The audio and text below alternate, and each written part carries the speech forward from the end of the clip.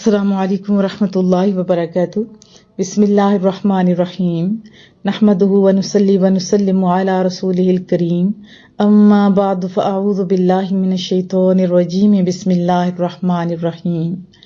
رب اشرح لی صدری ویسر لی امری واحلل عقدۃ من لسانی یفقہوا قولی، رب زدنی علما، رب یسر ولا تعسر وتمم بالخیر وبک نستعین، آمین یا رب العالمین۔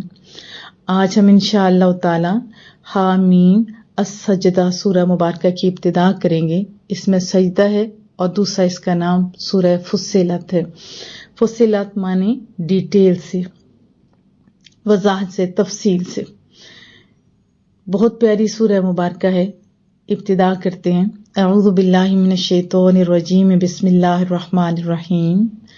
حامیم، حروف مقطعات، اس کا علم اللہ اور اس کے رسول بہت خوبصورت انداز میں جانتے ہیں، اور آپ کے اوپر یہ ہے کہ سیانے لوگوں بتاؤ تو صحیح، سارے الفاظوں کے مجموعہ ہے نا قرآن کریم، یہ ساری باتیں، ان مختصر الفاظ کے معنی آپ بتاؤ، بڑے سیانے بنتے ہو۔ تو تنزیل من الرحمن الرحیم، یہ قرآن کریم رحمان اور رحیم رب کریم کی طرف سے اتارا گیا ہے۔ کفار اس بات پر بضد تھے کہ قرآن کریم رب کا کلام نہیں بلکہ رسول اللہ صلی اللہ علیہ وسلم نے خود گھاڑ لیا۔ اگر رسول اللہ صلی اللہ علیہ وسلم کسی ادارے میں جاتے تو پھر تو ان کو یقین ہوتا۔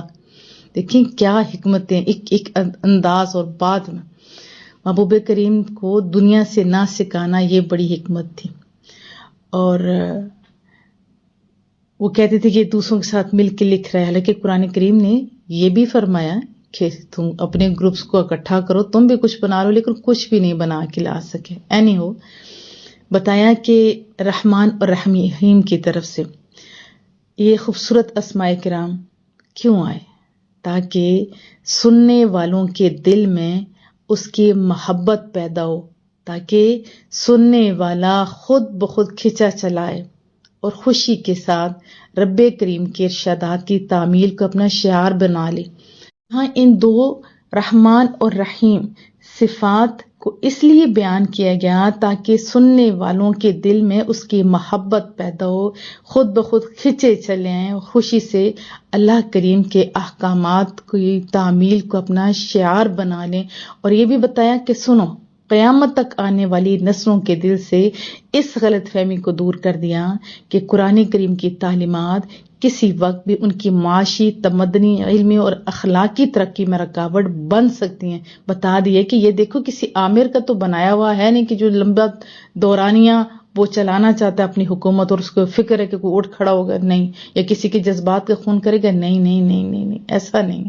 فرمایا یہ اس کی طرف سے نازل شدہ ہے جو رحمان اور رحیم ہے، اس کی شان رحمانی تو تمہیں پھلتا پھولتا ترقی کی بلند منزلیں طے کرتا ہوا دیکھ کر خوش ہوتی ہے۔ اگر تم اپنے رب کے احکام بجا لو گے تو دین اور دنیا کی سعادتیں تم پر نثار ہوں گی۔ اگر تم نے اس کی طرف سے بے رخی برتی تو آخر کوئی نہ کوئی دستور تو تمہیں اپنانا پڑے گا۔ تو یاد رکھنا، اس میں تو شاید بہت کچھ ہو، لیکن اس میں رحمت کا عنصر ہرگز نہیں ہوگا جو رحمان رحیم پروردگار کے ارشادات میں موجود ہے۔ یہ تمہاری بدبختی ہوگی کہ اللہ کی ہدایات کو چھوڑ کر تم کسی جاہل، خود سر، خود غرض اور کوتا فہم کے بنائے ہوئے دستور کو اپناتے پھرو۔ یہ یاد رکھنے، آج جو لوگ کہتے ہیں دین رکاوٹ ہے، نہیں ہے رکاوٹ، قرآن رکاوٹ نہیں ہے رکاوٹ، سود نہیں کریں گے تو ایسی ترقی نہیں ہوگی، نہیں، وہ رحمان ہے، وہ رحیم ہے، وہ ترقیاں پہ آپ کو چلتا ہوا دیکھ کے خوش ہوتا ہے۔ تو بتایا یہ قرآن کریم کی صفت بھی ہے، ٹھیک ہے، یہ اللہ کی کلام ہے، یہ عام کتاب نہیں ہے، یہ ایک جامع کتاب ہے۔ کتاب یہ ایسی کتاب ہے فصلت، مفصل بیان کی گئی، جس میں فل ڈیٹیل ہے۔ فصلت آیاتہ، تفصیل سے جس کی آیتیں بیان کر دی گئی ہیں، قرآناً عربیہ، یہ عربی زبان میں ہے۔ یہ قرآن کریم بار بار پڑھی جانے والی کتاب عربی زبان میں، لقوم یعلمون، یہ ان لوگوں کے لیے جو علم اور فہم رکھتے ہیں، جو علم والے لوگ ہیں ان کے لیے۔ دیکھیے اس سونے رحمان اور رحیم کی طرف سے نازل شدہ خوبی کیا ہے؟ بالکل واضح، عام فام، اس میں کوئی پیچیدگی نہیں، اس میں التباس کا شائبہ تک نہیں کہ جس کی تہہ تک پہنچنے کے لیے غیر معمولی عقل کی ضرورت ہو۔ یہ ایسی کھلی اور واضح کتاب ہے کہ ہر شخص اپنی استعداد کے مطابق فائدہ اٹھا سکتا ہے۔ تو اس میں 5 اوصاف بیان ہوئے ہیں، ٹھیک ہے، وہ میں آپ کو بتاتی ہوں۔ بشیرم و نذیرہ، یہ خوشخبری سنانے والا اور خبردار کرنے والا ہے۔ فأعرض اکثرهم فهم لا يسمعون، یہ بھی اس کی صفت ہے قرآن کریم کی کہ یہ خوشخبری دینے والے اور ڈرانے والے، یعنی ماننے والوں کو، فرمانبرداروں کو رضائے الہی کی خوشخبری دینے والا اور نافرمانوں کو عذاب کا ڈر سنانے والا۔ ایسی عظمت اور شان والی کتاب کے ملنے کے باوجود کفار مکہ میں سے اکثر نے اس سے منہ پھیر لیا اور عربی زبان میں ہونے کے باوجود غور و فکر نہ کیا۔ وہ اسے توجہ سے سنتے ہیں اور نہ اس کی ہدایت کو قبول کرتے ہیں۔ یہ وہ طبقہ تھا کہ عرب میں رہنے کے باوجود بھی، عربی زبان جاننے کے باوجود بھی وہ کیا بنے؟ ابو جاہل ایسے۔ شکر کرو آپ مسلمان ہو۔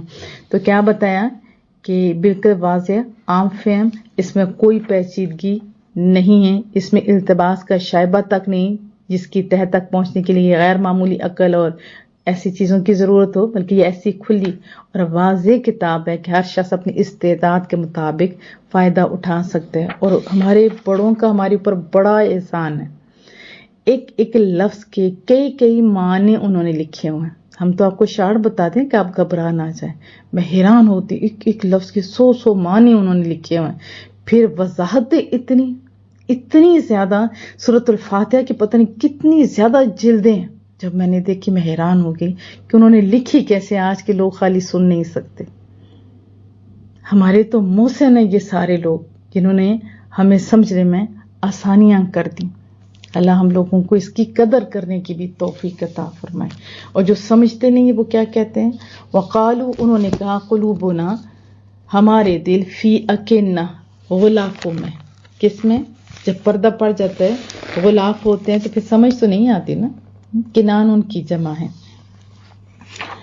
اور وہ ان دھرموں نے کہا کہ ہمارے دل غلافوں میں لپٹے ہوئے ہیں، مما تدعونا الیہ، اس بات سے جس کی طرف آپ ہمیں بلاتے ہیں، یعنی پردوں میں کیا فرمایا کہ جس چیز کی طرف آپ ہمیں بلاتے ہو اس سے ہمارے دل پردوں میں ہیں۔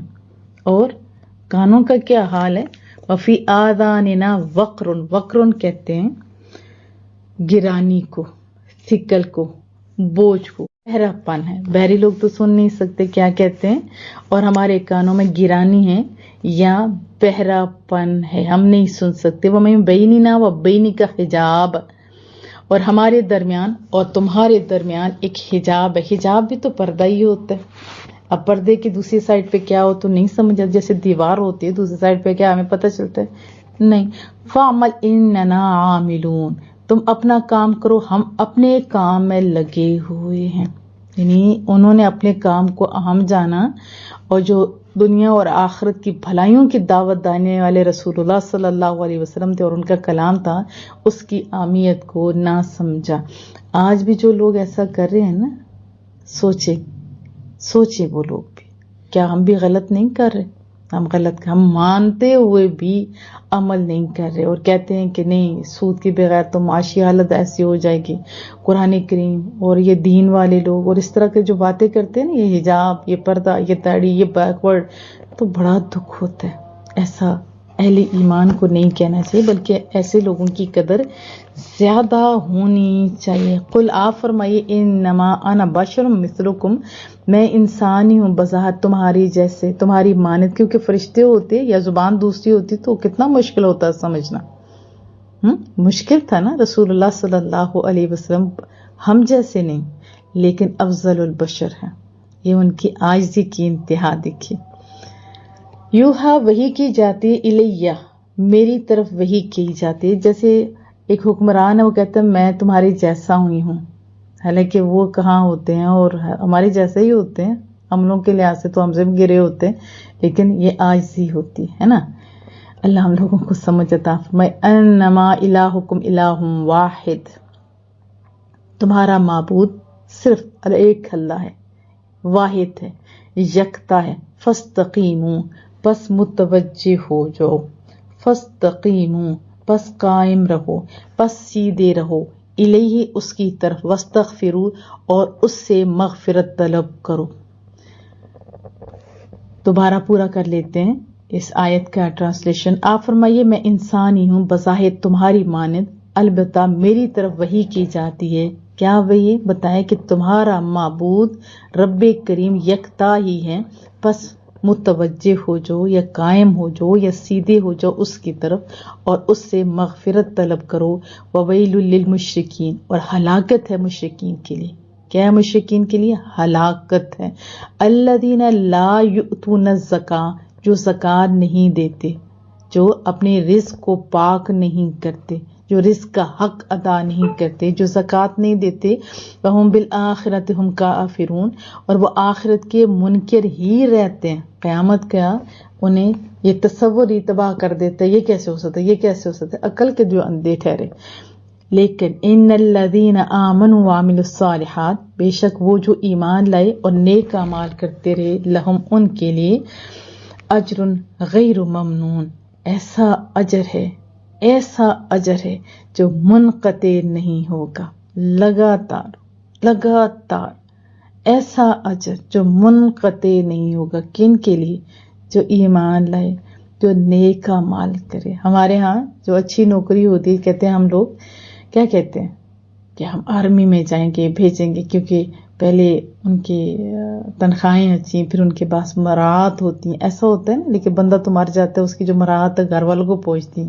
لیکن یہاں ایسی بات ہے کہ اس بندے کو فائدہ، ایمان کا فائدہ کتنی نسلوں کو ہوتا ہے پتہ ہے آپ کو؟ سورۃ الکہف پڑھ کے دیکھیے، یہ دوبارہ جو میں نے ریکارڈنگ کی تھی اس کو سنیے. اس بچے کی جو مال و دولت تھا، کیوں اس دیوار کو بنا دیا حضرت خضر علیہ السلام. ہر چیز کا اجر، ہر چیز کا ایک انتہا ہوتی ہے. لیکن یہاں رب اپنے وعدوں کا جو سچا ہے وہ کہہ رہا ہے ایسا اجر ملے گا جو منقطع نہیں ہوگا، یعنی دائمی جنتیں. ایک چیز آپ لوگے سیم وہاں اگائے گی، اور اتنے بڑے بڑے گھر، خوبصورت سی نہریں، پھل فروٹ، گوشت، جو چاہو گے وہ ملے گا. اور وہ جو تصور ہے جنت کا، اور رب کا دیدار، رسول اللہ صلی اللہ علیہ وسلم کا دیدار، اور سب کچھ کن کو؟ ایمان والوں کو اور عمل صالح کرنے والوں کو.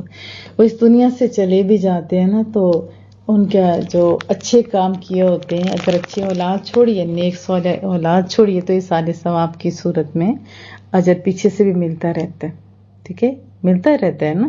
رسول اللہ صلی اللہ علیہ وسلم کا فرمان ہے کہ سب کے اعمال مرنے کے بعد منقطع ہو جاتے سوائے ان 3 چیزوں کے. نمبر 1 صالح اولاد، نمبر 2 جیسے کوئی اچھا سا کام کرے یا نافع علم، مدارس بنا لیے یا کسی بچے کی تعلیم دے دی یا اس طرح کر کے.